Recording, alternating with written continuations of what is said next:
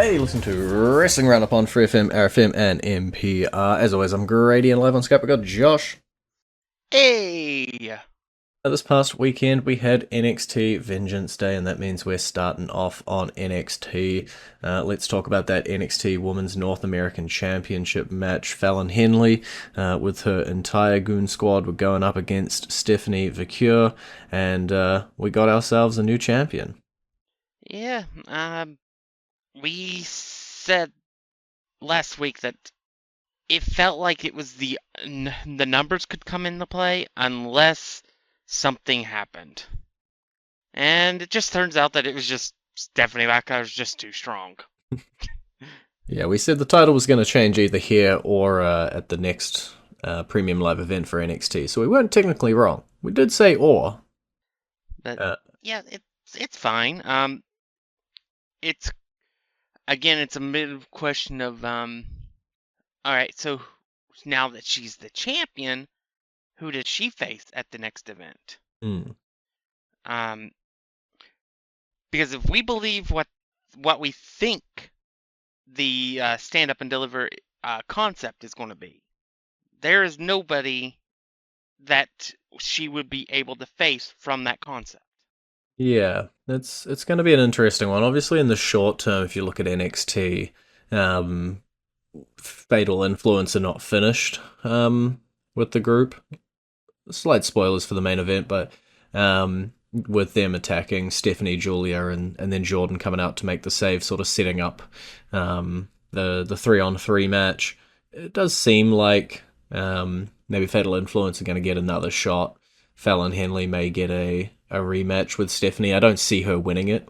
Now that the title is in Stephanie's hands, we have quite a dominant set of champions where I have to constantly ask myself, who is going to be the person to take the title off of this person? Sometimes you can see it in the stars a mile away, and these ones we got some new champs, and they're really strong. They hold the position well, and they got question marks floating around them. As you say, Stephanie is one of those.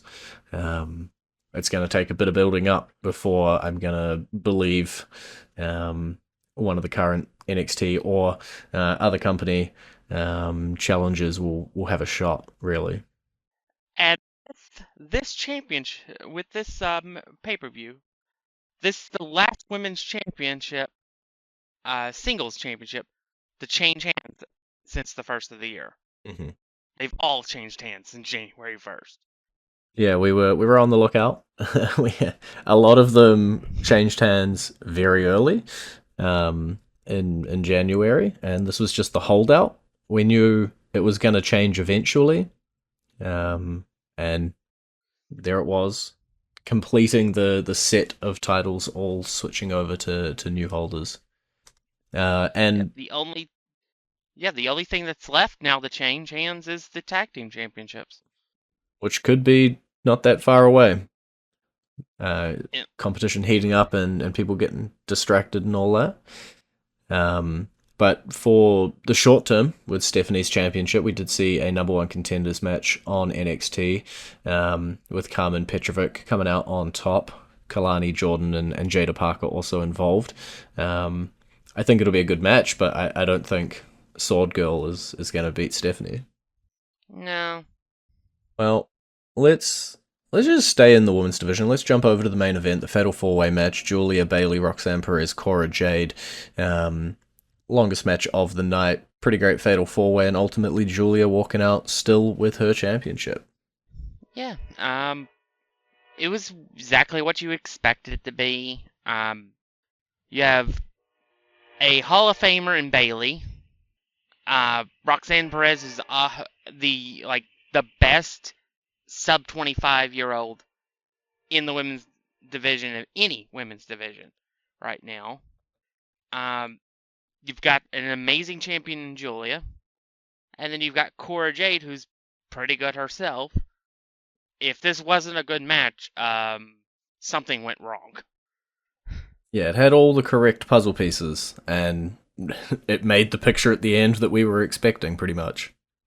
Yeah, much like we just spent last few minutes talking about Stephanie and her, who could take her down. The same thing applies to Guilia because she's not been champion that long either. Um, and so yeah, it's something that we're gonna have to watch, see who they build up over the next couple of months. But it's not going to be anything anytime soon. Yeah, I think the only monkey wrench really or at least I mentioned her name earlier as well, Jordynne Grace, showing up, making her presence known, seemingly having a stint on NXT. Um, yeah, potentially throwing a little bit of a wrench into the plans. Do we see Julia versus Jordynne? Do we just see Jordynne sort of being positioned high up the card without um, necessarily going for a championship? Does she play a factor into this NXT versus TNA kind of piece that they seem to be doing? A lot of question marks around Jordynne. Probably for the best that they brought her up to NXT so that she can be a part of the whole storyline thing. Maybe have like some. You could have like Slamovich versus Julia, like champion versus champion, and then do like some multi-person match where the whole premise is the NXT women not trusting Grace because until the Royal Rumble, he was wrestling for TNA. Mhm. She was under contract, so they might not trust her. And I think that would be a fun dynamic to build in the next 5-6 weeks up to Stand and Deliver. Um, if you want to go like that with a multi-person match for the women between the two brands. Yeah, I think there's definitely a lot you can do, especially if we are going to go ahead with NXT versus TNA. At least in the weeks to come, there is a number of matches which we will talk about after the conclusions of each of their matches that are laying the foundations down for that. And talking about one of them specifically, the NXT Tag Team Championship was on the line. Fraxium defending against Briggs and Inamura. You said there was no way Briggs and Inamura walked out with the titles. You were correct. Fraxium still holding the belts. But then, you've got a lot on here. You've got the Masked Fellows coming out and attacking Fraxium. You got No Quarter Catch Crew wanting a shot at the titles, and then you've got No Quarter Catch Crew versus the Hardy Boys TNA Tag Team Champions coming up as well. So tag team division equally heating up. Yeah. Should be interesting seeing how everything fits together. Um, it is interesting that it's been like 15 years since the last time uh Matt Hardy was on an NXT show, back when it was a competition, not developmental. Uh, so it should be fun, interesting. Uh, again, at this point, it's like I have no clue who's going to dethrone Fraxium because they've pretty much have just about run through every tag team except maybe Tank and Hank, and the alignments don't work for it. Um, Yeah, if they truly are doing champion v champion or any sort of matches like that, I could see them potentially holding the titles on to Fraxium just a little bit longer so that they could do that match with the Hardy Boys. Um, I think that if you are going to have the Hardy Boys versus NXT Tag Team Champions, then Fraxium are the best candidates for that. And if we do have that match, I would suspect that Fraxium wouldn't hold the titles much longer after that match. Sort of like their purpose has been served, and then it may transition into a no quarter. It may. We keep saying they're going to split up. They keep not splitting up. Maybe they eventually actually do that. But I don't know if maybe the Hardy Boys match is something they had penciled in and they were trying to aim for it, and you just got to fill storylines until you can pull that one off. I don't know what everything looks like behind the curtain. yeah, the whole looming TNA and WWE partnership casts a major shadow over what we could think about potential storylines for Stand and Deliver. because what we would expect would be things like them building for Omafemi versus insert person here for their big match for the championship. But that might not be the case. Spoiler alert, Omafemi retained his title in a massively unexpected manner. You know what? I'm gonna take your segue. I'm gonna put it on the shelf because I don't want to get away yet from these masked people that came on out and attacked Fraxium. They attacked Femi as well at the conclusion of his match. Um, we know, I think, from my recollection, one of them was someone we've seen on NXT before, and a couple of the others are trainees coming on up. Um, what do you think of the storyline of the classic masked crew coming on out and just beating up people? Well, I don't know. I'm gonna have to see what they do because, quite frankly, um, we have seen this work in the past, and then we have seen this flop massively in the past. And I You think talking about with our the boys' stuff, retribution? yeah.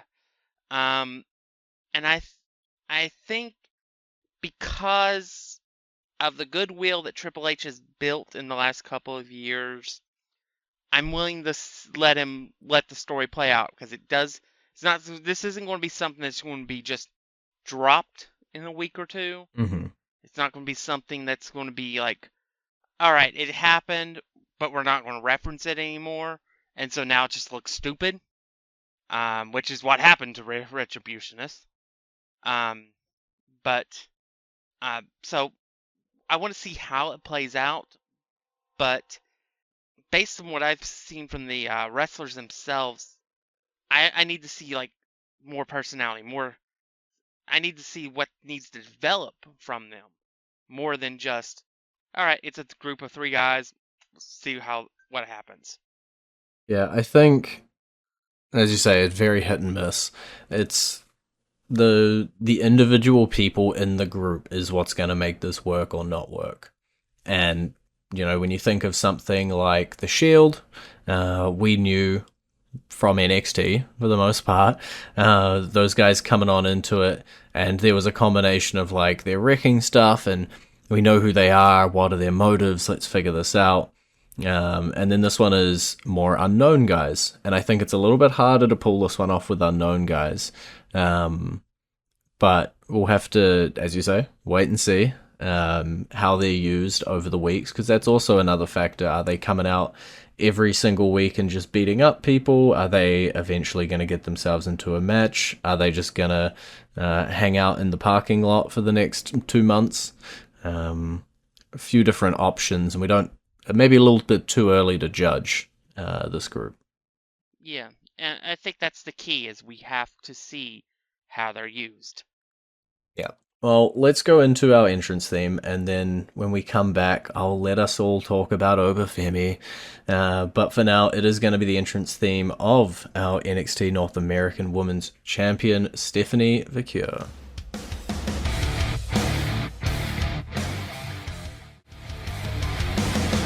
And you're back to Wrestling Roundup on FreeFM, ArrowFM, and MPR. I'm Grady, he's Josh. Alright, NXT Championship, Obafemi defending against A-Town Down Under. Ultimately coming out on top, after Theory and Waller's egos got too big. Kind of the expected outcome. Yeah. Yeah, there was no universe, not even a Dolph Ziggler universe, where either Theory or Waller walked out with the NXT Championship. Much like we've talked so much about it for the women, Obafemi's not been champion that long either. And we built him to this point being an unstoppable monster.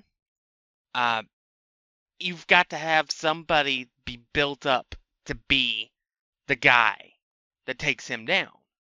It's definitely not somebody from the main roster that's just there because they don't have anything to do with right now on the main roster. I kind of want to see, though, I still want to see Theory and Waller like hang around in NXT because I want to see them actually pull the trigger on this Theory Waller match uh, instead of referencing it and stuff.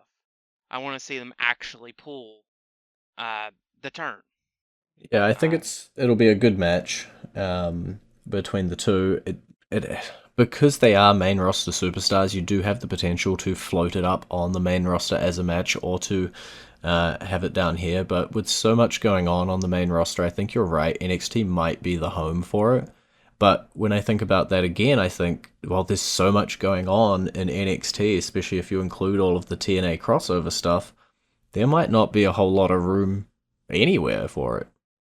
which I'm gonna take your segue and we're gonna move on to the next to TNA because we got to see something we've been wanting to see since this whole NXT TNA stuff started, and that is Moose showed up on NXT this week, Took him a while. and yeah, and he stared down our NXT champion while holding his X Division championship. Which is a wrinkle because because the whole thing then when I was thinking champion versus champion would be top champion versus top champion, and then you could do North American champion versus um, the X Division champion. But if we're going to do Moose versus Obafemi, that is going to be an incredible match. It's one fans want to see. I have no idea who will win, because, and I think I like that. Yeah, it is a whole lot of meat in the ring. I prefer that match to say a Joe Henry versus Obafemi match. I look forward to seeing more of Moose on NXT. We know next week he's going to be having a match against Lexis King. Rest in peace. And I think it's two very similar characters, and I just want to see them collide. And when all it takes is a quick stare down, and all of a sudden that's something you want to see. It's a really easy match to sell. And then let's talk about a little bit more self-contained feud. Eddie Thorpe, Trick Williams. They had a strap match. Eddie Thorpe coming out on top. But this week on NXT, Trick Williams says, "I'm not done with you," seemingly setting up another match. We were questioning what was Trick Williams going to be doing heading into Stand and Deliver. Was he going to get another title shot? Was this going to be his send-off to the main roster? Looks like at least short term he's still going to be dealing with Thorpe. Yeah, it seemed to heavily imply potentially the NXT Underground match, um, which I'm fine with. Uh, it's going to be one of those cases where it's like, are they sending him like on a high out with a win in that type of match, or what are they doing? Are they using Trick to elevate Eddie Thorpe? Which, by the way, I am shocked that a heel actually won a strap match. Yeah, I was going to point out, you said last week, you're like, nah, Trick will win because heels don't win strap matches. And then I saw it on the weekend and I was like, the heel won, the heel won. I said don't usually win. So, um, but yeah, it's fine. Yeah, I think this one, yeah, I'll get back to you on whether I like it or not, depending on how the rest of the feud goes.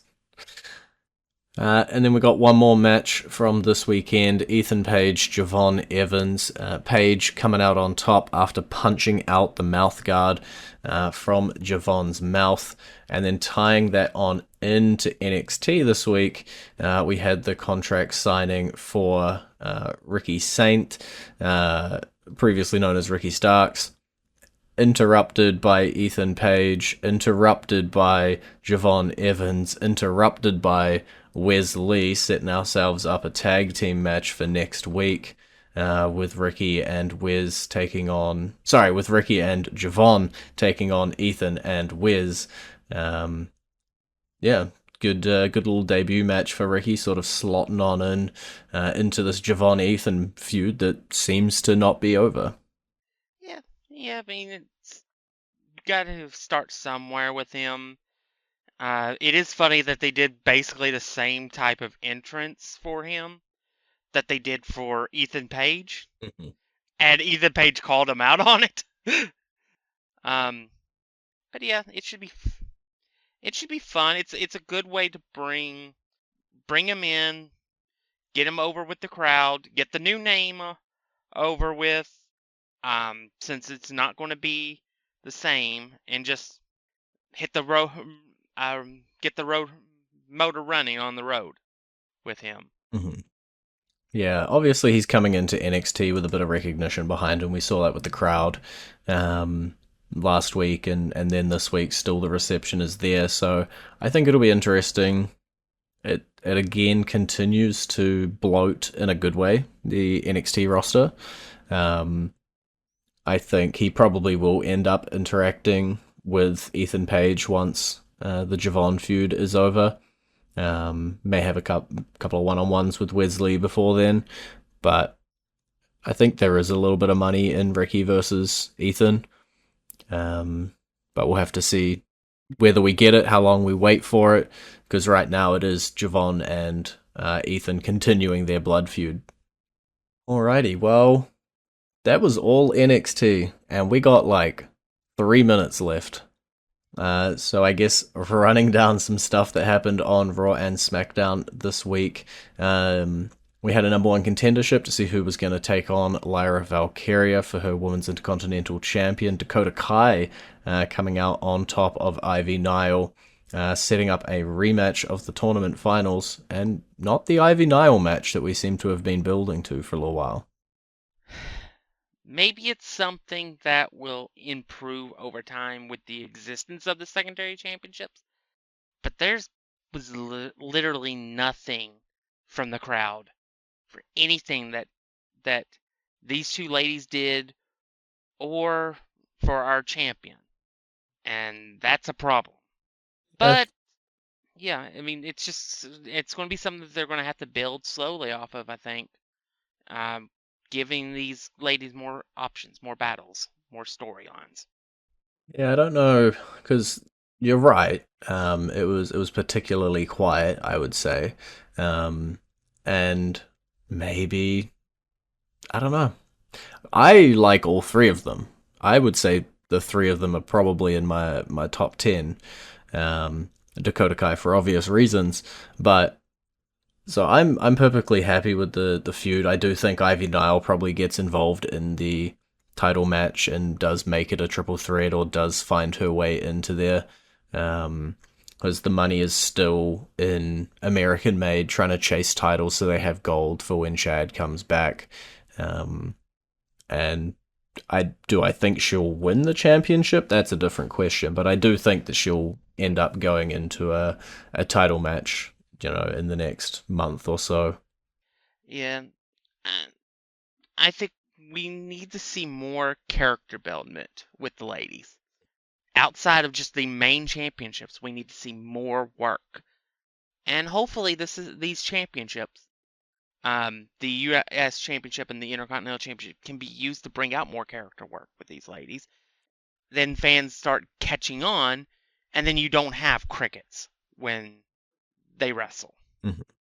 Well, I'll save you from it. I'll jump to SmackDown Women's main event division because we got quite a lot of progress with regards to Tiffany Stratton. She had her match against Nia Jax for the championship, technically retained after a loss. With a disqualification finish, Charlotte picks her as her WrestleMania opponent as expected, and Trish Stratus shows up, pokes her nose into it, and seemingly gets booked in a tag match for Elimination Chamber. Um, A this lot is happening. interesting. Yeah, a lot happened. It's Tiffy time. Uh, and I'm very interested in the whole Charlotte Flair Tiffy match because it could easily be Charlotte going over and crushing Tiffy, or it could be Charlotte doing like John Cena level updating people, upgrading people, and putting her over at WrestleMania. It's what she did with Rhea, and Rhea has become arguably the biggest star. And it all started with her putting her over in the second match that they had at WrestleMania. Yeah, it takes a little while sometimes, and so I'm not really like hanging my hopes on Tiffany coming out on top, but we'll have to wait and see. She's definitely getting a whole lot of exposure and a whole lot of storylines and doing a whole lot, whether she comes out on top at WrestleMania or not. Well, that is pretty much time. We talked a lot about NXT. Don't worry, next week we'll end up talking a whole lot about Elimination Chamber. But yeah, that is us for this week. It's been great talking to you. Bye. You can visit our Facebook page, facebook.com/wrestling R&D Upper, our Twitter page, twitter.com/wrestling R&D Upper, our YouTube page, youtube.com/wrestling R&D Up, and we will catch you next week.